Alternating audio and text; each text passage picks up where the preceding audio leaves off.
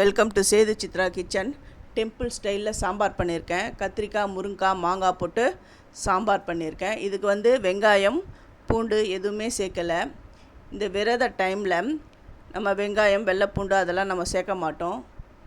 அதெல்லாம் சேர்க்காம தான் இந்த சாம்பார் பண்ணியிருக்கேன். இந்த சாம்பார் ரொம்ப அட்டகாசமாக ரொம்ப நல்லா இருந்தது. இதுக்கு ரேஷன் துவரம்பருப்பு தான் நான் எடுத்திருக்கேன். ஒரு சின்ன கப்பில் எடுத்திருக்கேன். இந்த சாம்பார் 5 பேருக்கான அளவில் தான் நான் இதை செஞ்சு காமிச்சிருக்கேன்.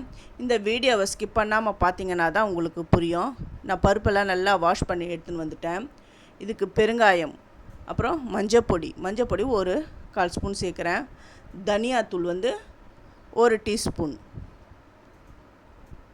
தக்காளி, ஒரு தக்காளியை கட் பண்ணி இதில் சேர்த்துட்டேன். நல்லெண்ணெய் ஒரு 1/2 குழிக்கரண்டி நான் சேர்த்துட்டு இது ஒரு 3-4 விசில் வரணும். அது வரையும் அடுப்பில் வச்சுடுங்க. நல்லா அப்படியே குழையணும். ஒரு 3-4 விசில்லையே இந்த பருப்புலாம் நல்லா குழஞ்சி வந்துடும்.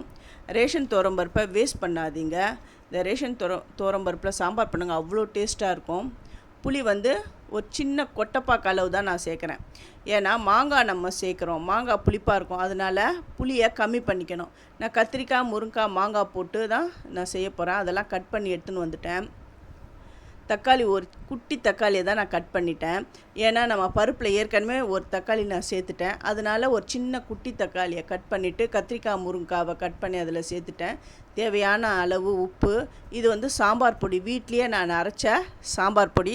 அது ஏற்கனவே நான் வீடியோவில் அந்த சாம்பார் பொடி எப்படி பண்ணுறது நான் போட்டிருக்கேன். என்னுடைய சேனலில் போய்ட்டு பாருங்கள்.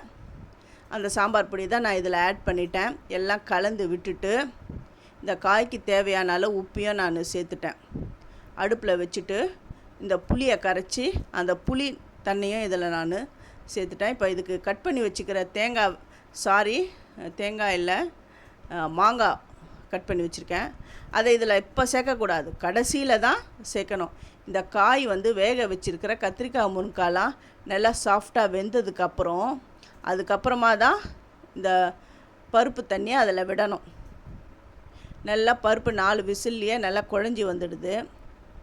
அதுக்கு முன்னாடி ஒரு கடாயில் 2 டேபிள் ஸ்பூன் தேங்காய் நல்லா செவக்க வறுக்கணும்.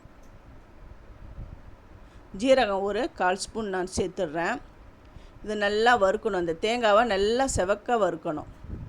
நல்லா வறுத்ததுக்கப்புறம் ஒரு தட்டில் கொட்டி ஆற விடணும். இதுக்கு 1 ஸ்பூன் பொட்டுக்கடலையே நான் இதில் சேர்க்குறேன். இந்த பொட்டுக்கடலை ஆல்ரெடி அது ரோஸ்டட் தான். அதனால் நான் அப்படியே இந்த சூட்லேயே அப்படியே இருக்கட்டும்னு சொல்லிட்டு 1 ஸ்பூன் நான் சேர்த்துட்டேன். இதெல்லாம் நல்லா மிக்சியில் போய் அரைச்சி எடுத்துன்னு வந்துடணும். இந்த காயெலாம் நல்லா சாஃப்டாக வெந்துடுது. இந்த டைமில் நம்ம கடைஞ்சி வச்சுருக்கிற அந்த பருப்பை இதில் சேர்க்கணும். ஃபஸ்ட்டு என்னுடைய வீடியோவை பார்க்குறவங்க சப்ஸ்கிரைப் பண்ணலைன்னா சப்ஸ்கிரைப் பண்ணுங்கள். ஆல் என்ற ஆப்ஷனை தொடுங்க.